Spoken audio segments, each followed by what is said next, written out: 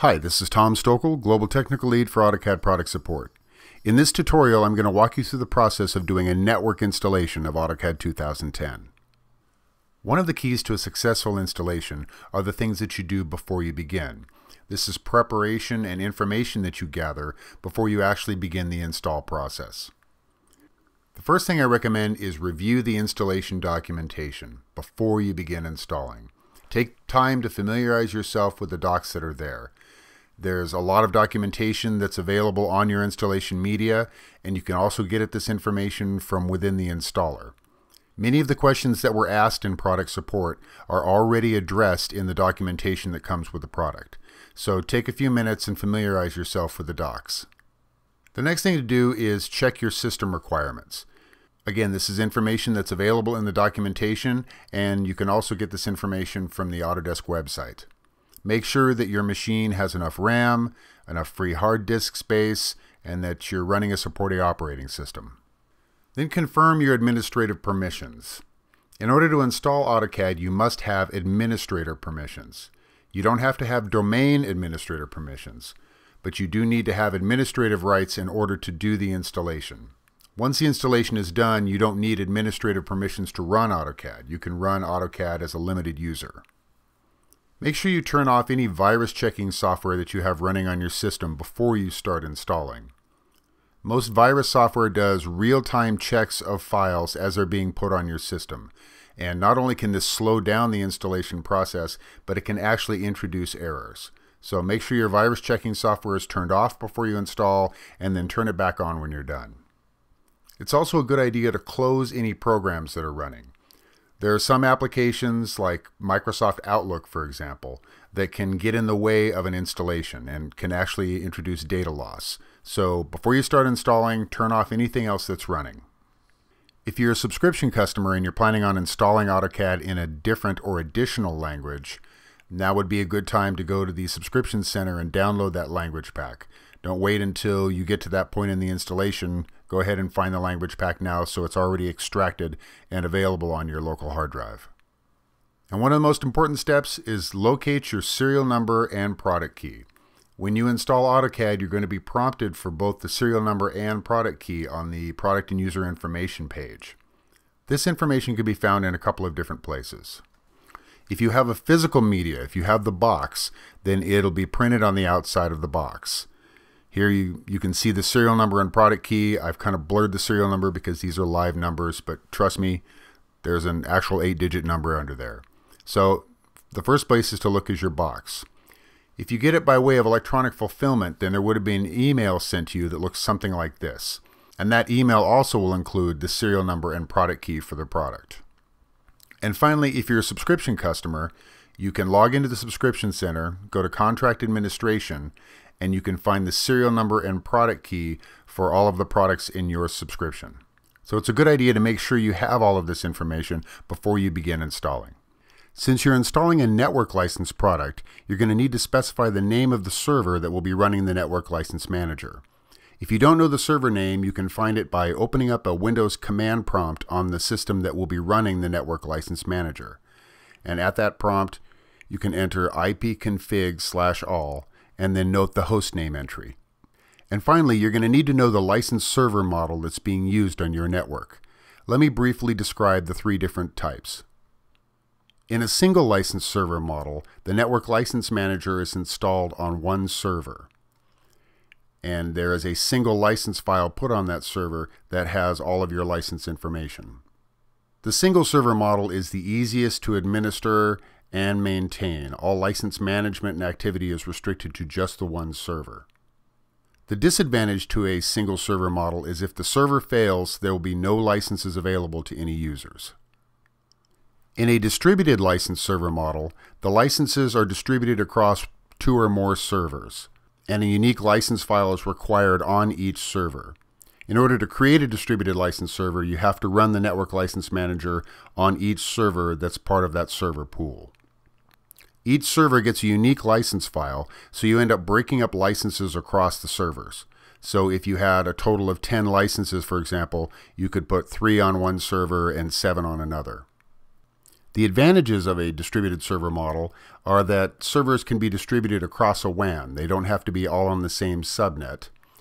And if one server fails, there will still be some licenses available to you. In a redundant server model, you use 3 servers to authenticate a single license file. One server acts as the master, and the other 2 servers act as backups in case the master server fails. You need to put the same license file on all 3 servers, and the network license manager needs to be running on each server. The advantage to a redundant model is that it provides backup if one of the servers fails. As long as at least 2 of the 3 servers are running, you'll still have access to all of your licenses. A redundant server model requires all 3 servers be on the same subnet and in close proximity to each other, and that they be started up about the same time. The disadvantage to a redundant server model is that if more than one server fails, there'll be no licenses available. And there's more maintenance involved. If one of the servers is replaced, then you have to completely rebuild the redundant server pool. All right, let's take a look at the installation wizard. Here we have the installation wizard for AutoCAD 2010. If you're installing from a DVD, then this should launch automatically when you put the DVD in your machine.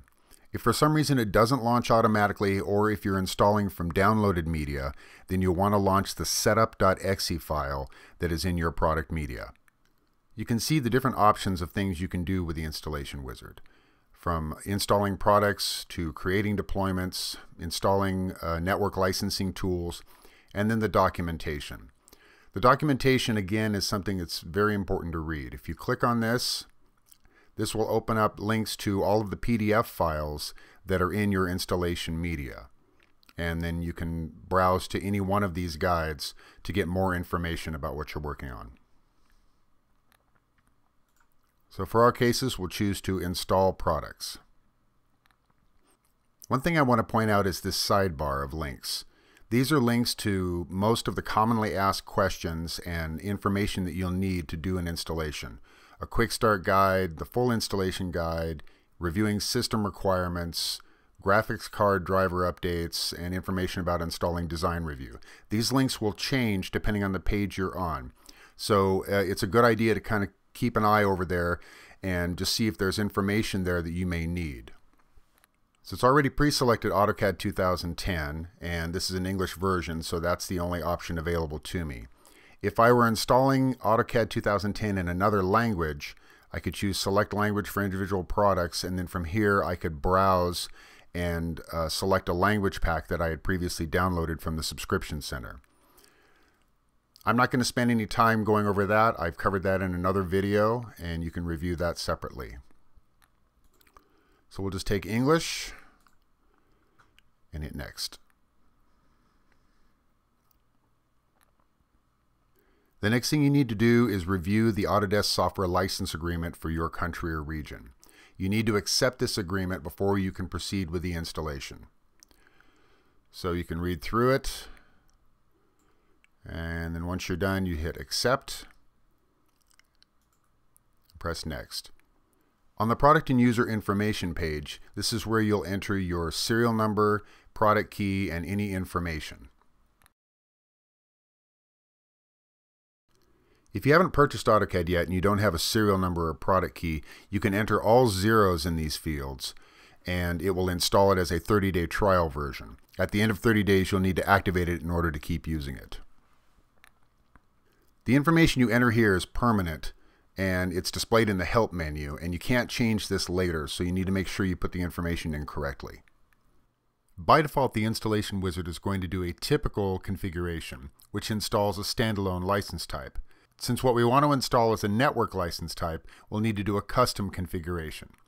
You can do that by picking the Configure button, and from this screen choose Network License.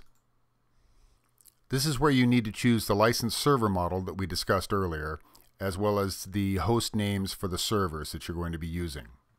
For a single license server, there is only one server name that needs to be entered. If you were doing a distributed license server, you would add each of the servers that are in the server pool.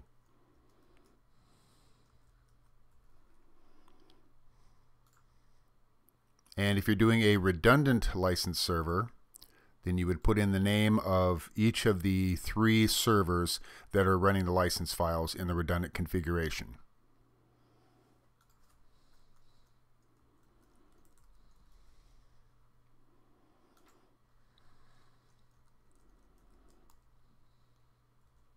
For my purposes, I'm just going to do a single license server. I have my server name, and I pick Next. And now you can choose the installation type. And I will choose Custom. And at this point, I can choose to not include certain features or add features that are typically excluded. For example, if I don't want to include drawing encryption, or I don't want to include the license transfer utility, I can uncheck those from the list. Also, I can include those items that are not included in a typical installation, such as tutorials for Visual Lisp. I can choose whether or not to have an AutoCAD shortcut created on my desktop, and I can also change the default installation path. At any point, I can get back to the original default settings just by choosing the Restore Defaults button. And I'll choose Next. Now the installation wizard has contacted Autodesk to find out if there are any service packs available. So at this point I can choose to let it download the one service pack that's available for AutoCAD 2010, or if I've already downloaded service packs to my local drive, I can choose this option and then add them into this list, or I can have it not include the service pack at all. I'll choose to let it download the service packs. Once the download is complete, I can press Next, and I have completed the configuration. I'm now ready to begin installing, and I'll do that by choosing Configuration Complete. And I'm given one more chance to review the different configuration changes that I made, and when I am satisfied with it, I choose Install. It begins by installing the different components that are needed, such as DirectX 9, and then it moves into installing AutoCAD and then the AutoCAD English language pack. This list may vary depending on what you already have on your system. For example, if my .NET installation wasn't up to date, you would see that in the sidebar as well as another element that's being installed. So I've skipped ahead a few minutes and my installation has completed successfully. Again, the sidebar has changed to give me links to some of the commonly asked questions at this stage, such as migrating my settings, registering the product, activation, etc. If you want to view the installation log for what was just done, it shows this location here, and then gives you the option to view the AutoCAD README. I always recommend viewing the READMEs, so I'll leave that checked and hit Finish. And it brings up the AutoCAD README file. And this file has really good information about AutoCAD that may not be included in the documentation. So now I've completed my installation of a Network AutoCAD 2010. If you haven't already done so, you need to set up the Network License Manager on the servers for the server configuration that you chose. I won't cover those steps here, but I recommend you refer to the video Installing the Autodesk Network License Manager for more information. Once that's done, you're ready for activation and initial startup of AutoCAD.